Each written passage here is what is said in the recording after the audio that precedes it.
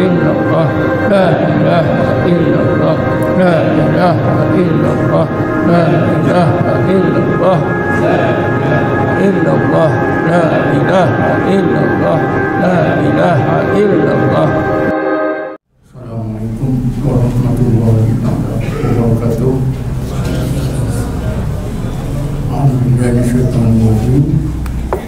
Bismillahirrahmanirrahim.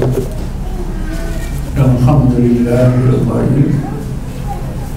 Bala man aslama wajhahu lillah wa huwa muhsinun falahu ajruhu inda rabbih wa la khawfun 'alaihim wa la hum yahzanun.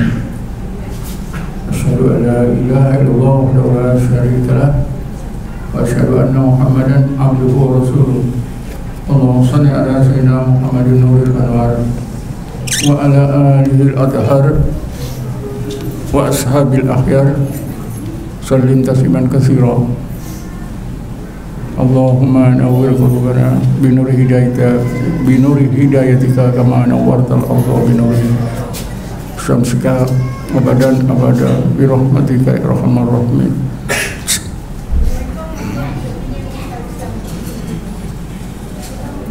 Tuan-tuan dan puan-puan dan juga para ajar takwi sekalian, InsyaAllah saya akan gunakan masa yang sedikit sebelum kita berbuka puasa untuk menerangkan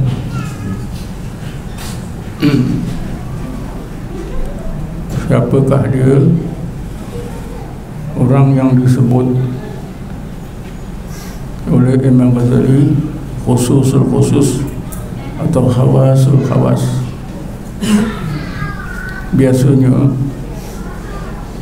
bila sampai bulan Ramadan, khatib-khatib di mana-mana masjid akan menyebutkan pandangan Imam Ghazali mengenai pembahagian puasa.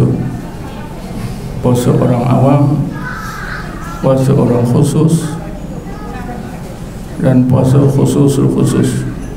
Itu yang 3 bahagian.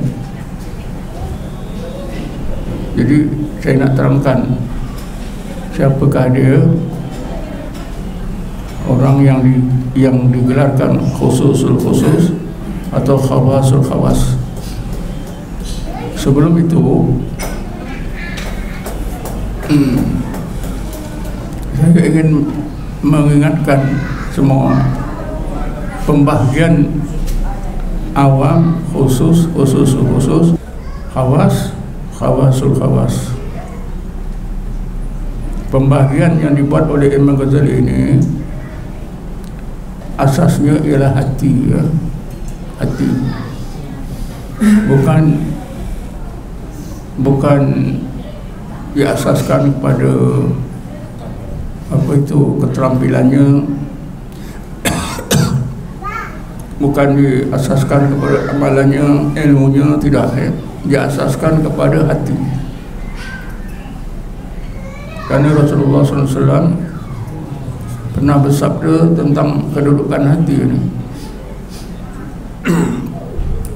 Inna Allah la yanzuru ila a'malikum wala ila suwarikum walakin yanzuru ila qulubikum.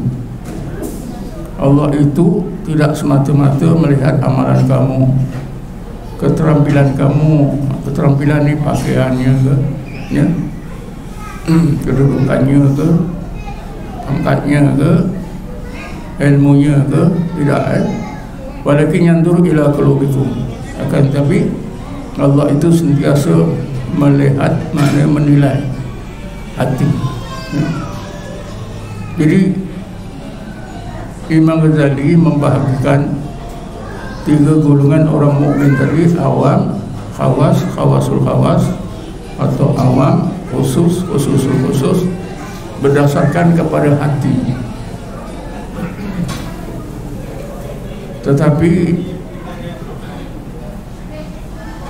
Ibnu Athilah dalam kitab Ihkam, beliau membagikan orang mukmin ini kepada 4.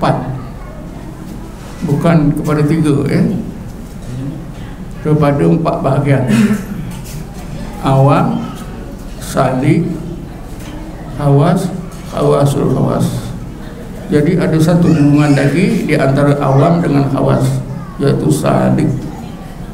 Saya ulangi lagi sekali: awam, salik, khawas, khawasul khawas, atau awam, salik, khusus, khususul khusus. Saya dapati pembahagian Ibnu Athaillah dalam kitabnya Hikam lebih tepat berbanding dengan pandangan Imam Ghazali yang membahagikan orang mukmin itu pada 3.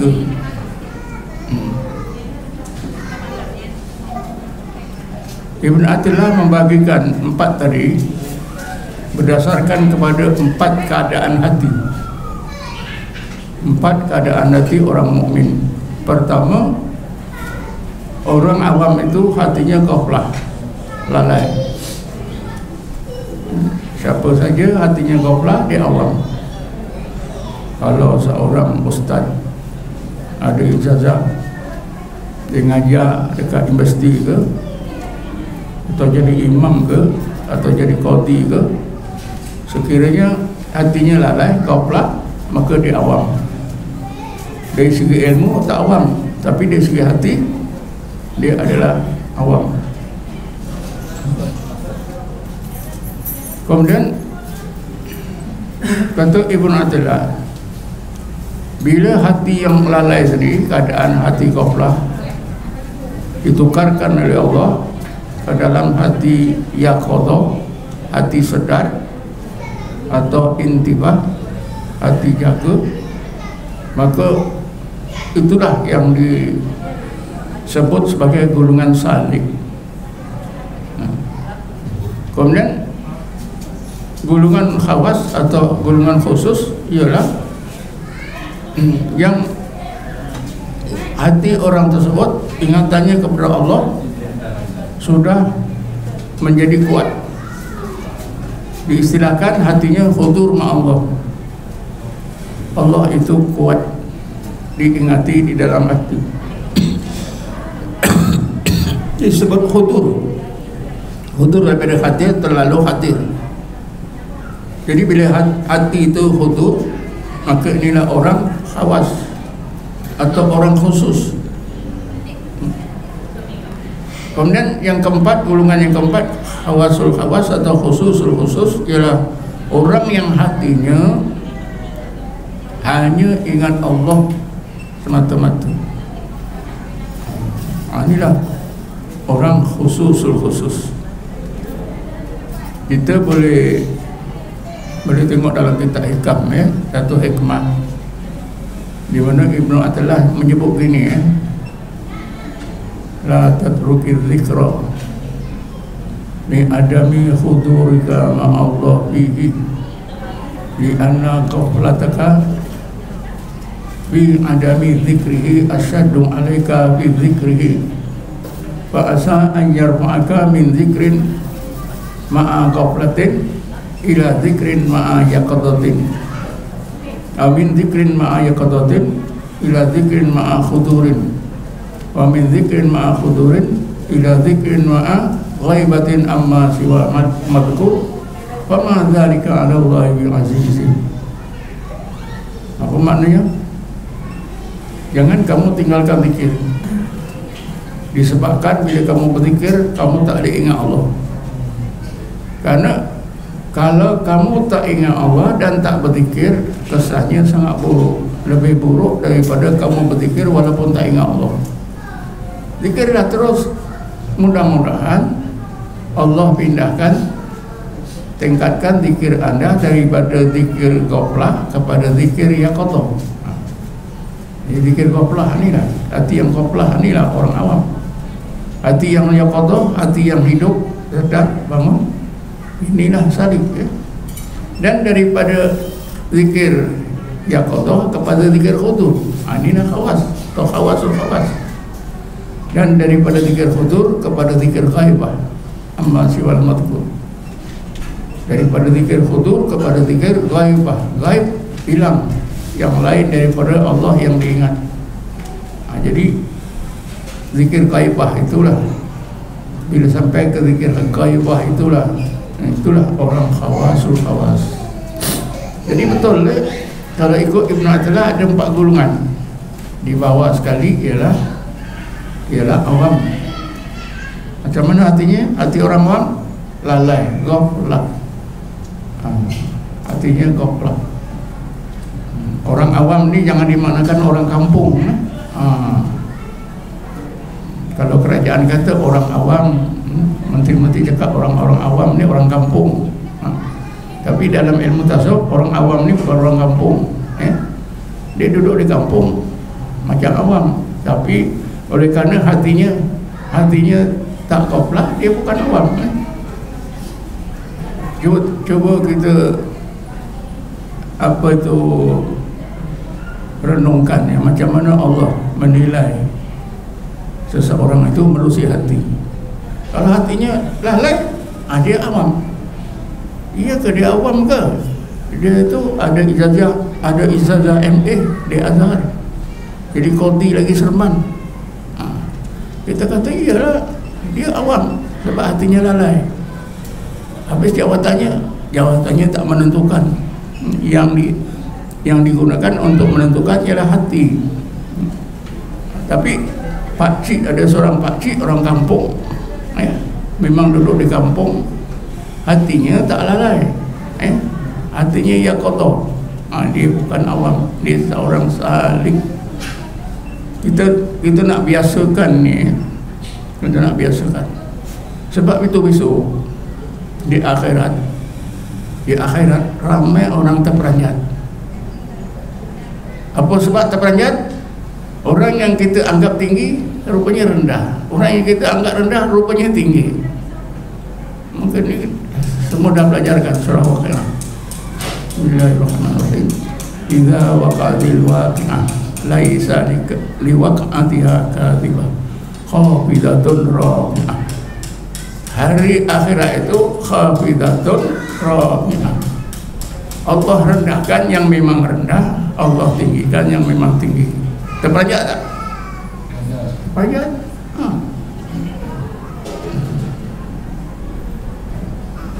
Tapi bila tu besoklah kita di akhirat. Datuk Mufti kat sini rumah dia. Rumah Datuk sini ke? Iyalah.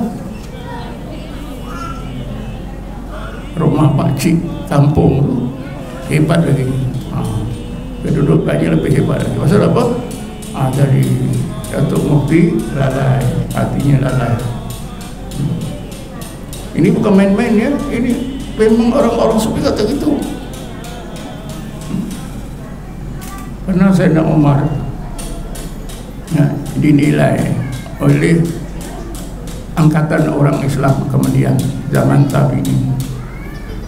Kata mereka ni, lebihnya Umar tu berbanding dengan sahabat-sahabat lain bukan kerana banyak solatnya, bukan kerana banyak sedekahnya, bukan kerana banyak banyak puasanya, bukan. Tapi bisa babi ma waqara fi qalbihi, disebabkan apa yang sudah sepati dalam hati Sayyidina Abu Bakar, bukan Umar, Abu Bakar. Ma waqara fi qalbihi, apa yang sudah sepati dalam hati Sayyidina Abu Bakar radhiyallahu anhu. Apa itu? Itu tadilah hatinya itu Allah saja. Sebab itulah pelajar-pelajar sini cuba nanti baca sejarah Sayyidina Abu Bakar.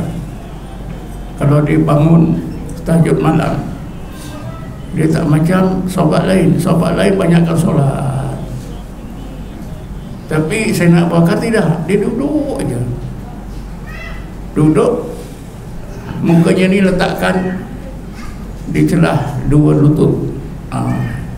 Cuba duduk seorang, cuba duduk. Macam ni. Ni sekali lagi dia tengok kejap lah, lajunya lah, tak ada pun.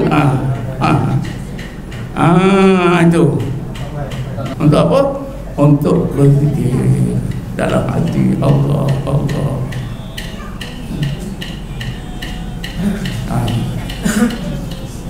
Jadi gitulah ya. Dalam Quran tadi surah Waqi'ah, Allah nyatakan di hari akhirat besok qabidatun rabi'ah. Allah merendahkan yang memang rendah hakikatnya, Allah meninggikan yang memang tinggi pada hakikatnya. Mana tak terperanjat? Betul? Mana tak terperanjat? Mungkin murid-murid tahfiz ini tinggi-tinggi, saya rendah. Tak sangka lah tuan guru. Itu mungkin kita tak tahu kan. Jadi orang awam itu ialah artinya yang lalai. Lalai ini macam tidur lah. Nak tahu orang lalai ini tidur. Kalau seorang tidur nyenyak di dewan solat ni, kamu tanya dia, kau berapa sekarang? Boleh jawab tak? Kau berapa sekarang? Jawab. Dia nyenyak. Yang tanya pun salah. Orang dah tidur lah. Mana dia boleh jawab? Itulah kata Imam Ghazali, hati tidur ni ya. Kata Imam Ghazali dalam kitabnya Jawahirul Quran. Ni pelajar-pelajar tahfiz patutnya baca kitab ni, Jawahirul Quran. Kata Imam Ghazali apa? Fa innaka bi hadzal alami naimun walau kunta mustaiqidzan. Anda hidup di dunia ini, hati Anda tidur sekalipun tubuh badan Anda berjaga, aktif ke sana kemari. Jadi orang awam tu hatinya tidur, dia tak tahu apa. Bila dah dijagakan, siapa yang menjagakan hati? Allah Ta'ala. Sebabnya kerana dia berzikir. Bila Allah bangunkan, yaqadhahkan, intibahkan, sedarkan, itulah hati yaqadhah, jadi salik. Jadi salik, nama gulungan salik. Kita hidup ni sebagai seorang mukmin, umat Nabi Muhammad, janganlah jadi orang awam. Kalau orang awam, kata Imam Ghazali, hatinya tidur, tubuh badan jaga ke sana kemari, apa berlaku tak tahu.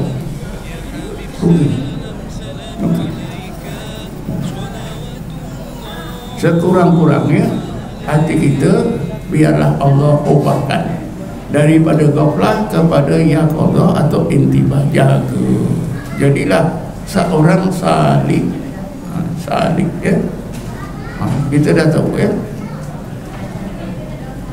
Kemudian golongan yang ketiga, orang khawas. Sesudah hati tadi Allah jadikan jaga, maka hati yang jaga tadi cahayanya ditambahkan lagi Allah, semakin terang, semakin terang, semakin terang. Jadi bila dah cukup terang, berubahlah, naiklah pangkat daripada salik kepada khawas. Allah itu khudur dalam hati.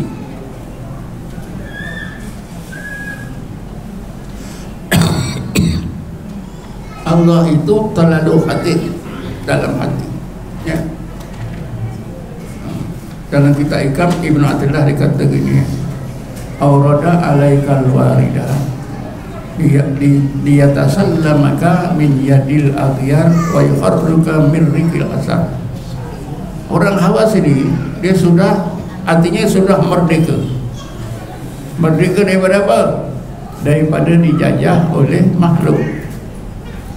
Makhluk yang paling jahat dalam diri kita apa dia? Nafsu. Nafsu. Jadi bila jadi orang hawas, hatinya itu sudah merdeka. Apa sebab? Karena Allah itu terlalu hadir dalam hati Allah saja, dan dia merdeka, hatinya merdeka. Selalu kita sebut merdeka, merdeka, merdeka, merdeka. Itu merdeka dari penjajah Inggris. Hati kita ni merdeka ke belum? Nak dapat merdeka banyakkan zikir. Bukan. Ada 2 amalan yang bila kita amalkan, iaitu zikir dan baca Quran, mudah merubah keadaan hati kita. 2 ya. Kerana kedua-dua ini disebut dalam Quran menjadikan hati khusyuk. 2 amalan. Bismillahirrahmanirrahim. Alam ya'ni lil ladzina amanu an takhsha'a qulubuhum li dzikrillah wa ma nazala minal haqq. Adakah orang-orang mukmin, yaitu sahabat Nabi itu, mereka itu kurangkan zikir, kurangkan baca Quran, merasakan masanya belum tepat untuk mengkhusukkan hati bagi berzikrullah dan baca Quran. Jadi yang boleh merupakan hati, keadaan hati kita ni 2 amalan. Apa dia? Zikrullah dan baca Quran. 2 disuruh, jangan pilih. Saya dah baca Quran, saya tak perlu zikir. Tak boleh macam tu. Yang zikir, saya dah zikir, saya tak perlu baca Quran. Kedua-duanya disuruh, bukan disuruh pilih. Ingat ya, Allah suruh 2 baca Quran dan zikir.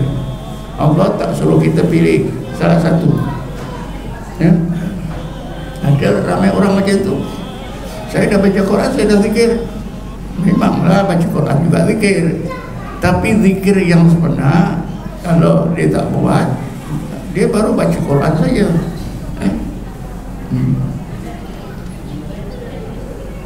Jadi itu ya.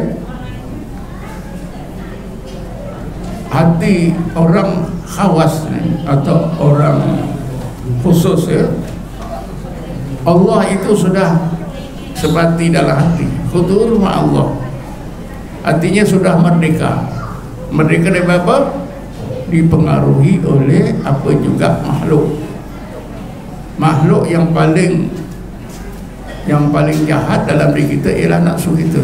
Maknanya orang khawas ini sudah merdeka daripada pengaruh nafsunya, daripada pengaruh semua makhluk. Allah saja.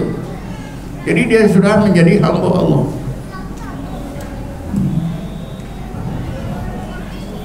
Dengan cara apa? Zikir dan membaca Quran.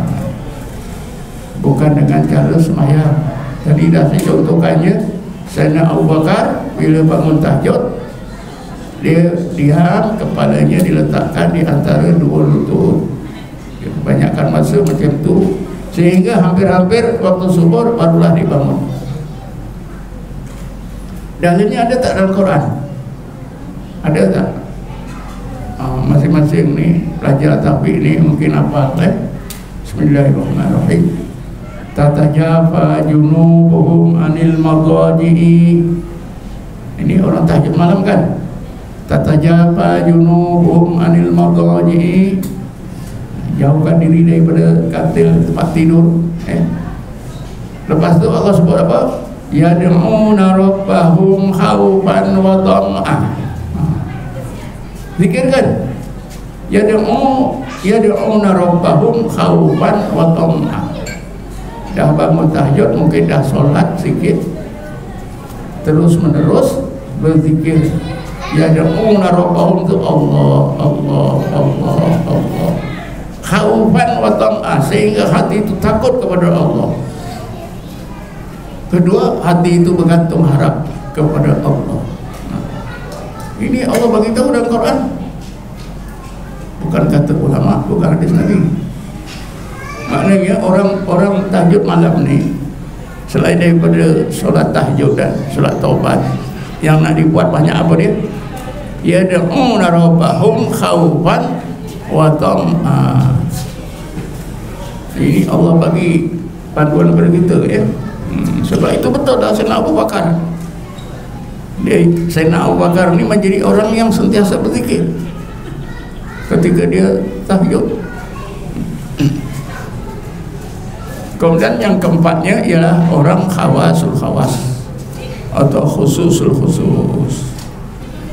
Ini kata Ibn Attillah, bila zikirnya itu sampai ke tingkat ghaibah. Yang lain daripada Allah hilang. Yang tak hilang hanya Allah yang diingat.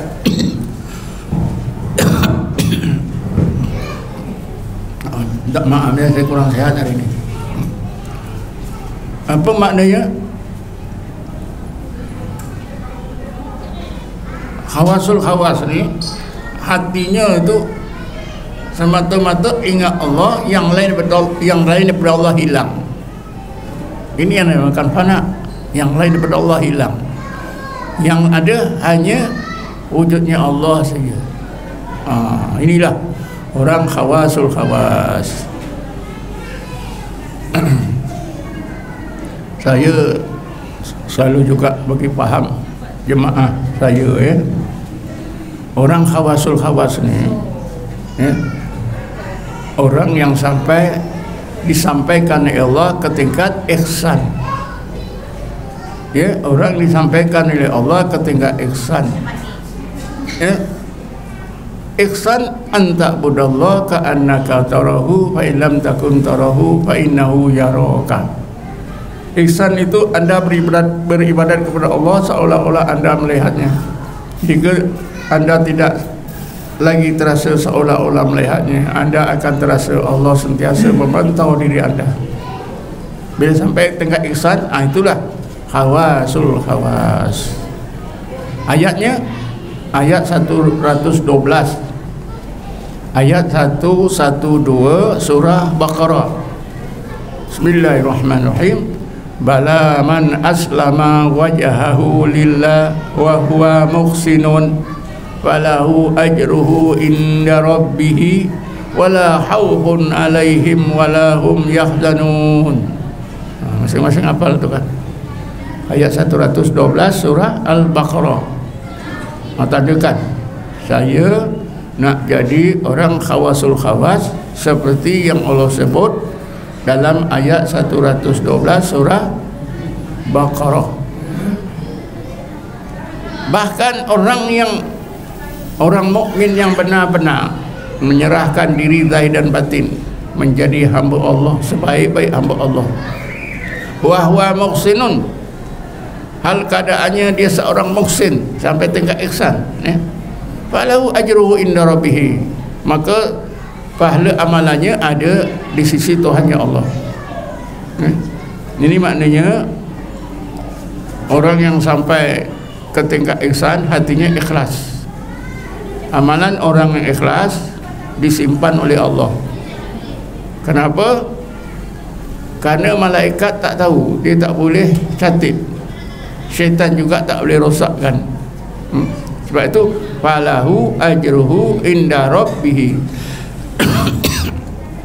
maka baginya pahalanya itu ada di sisi Tuhannya Allah.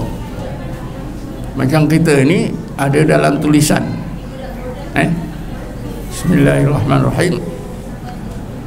Wa kulla insanin alzamnahu ta'irahu fi unuqihi wa nukhriju lahu yawmal qiyamati kitaban yalqahu mansura. Iqra kitabak kafa binafsikal yawma alaika hasibah.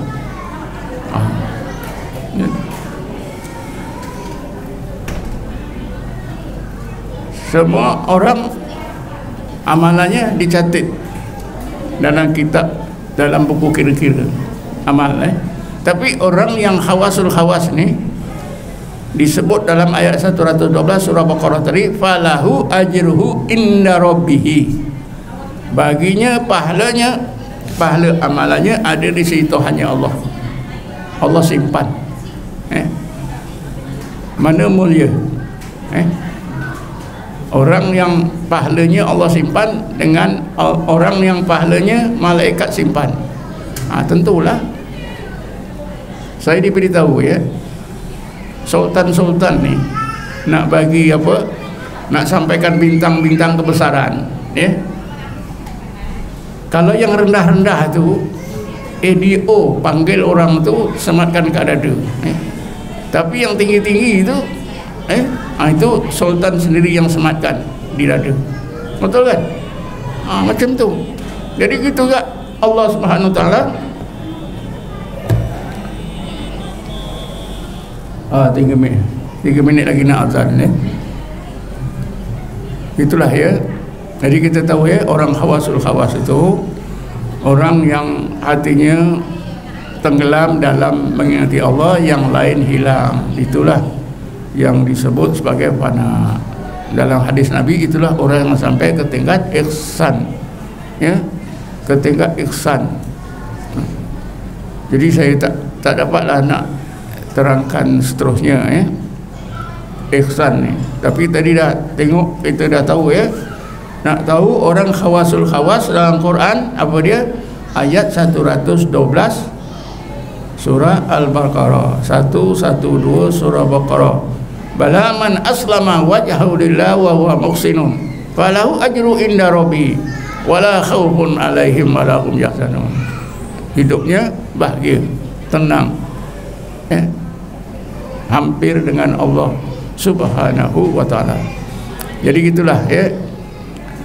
Bila saya sebut tadi ya, awam, salik, khawas, khawasul khawas, inilah kaedah kita nak meningkatkan, memperbaiki amal kita ya.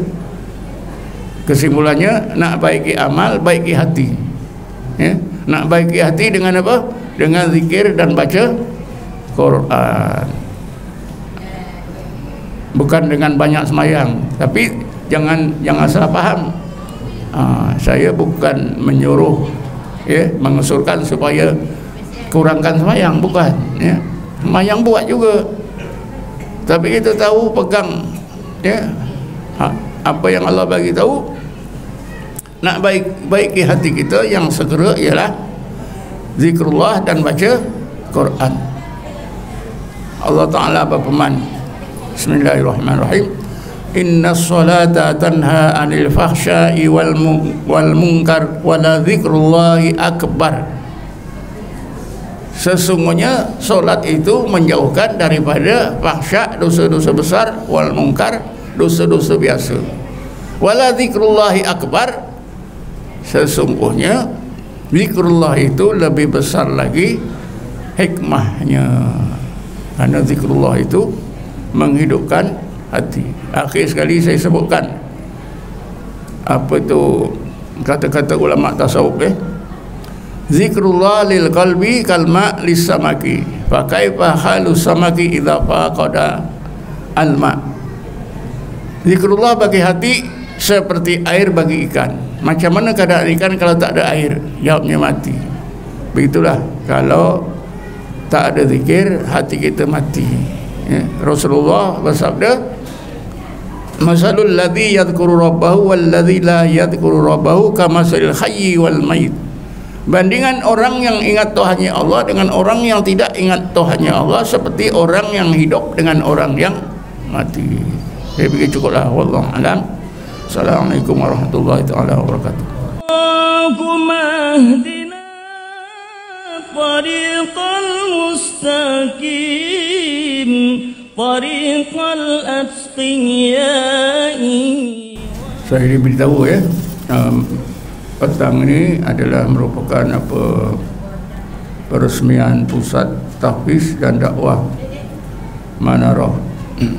Jadi saya dengan ucapan A'udzubillahi minasyaitonir rajim, Bismillahirrahmanirrahim, saya resmikanlah pusat tahfiz dan dakwah Manarah ini.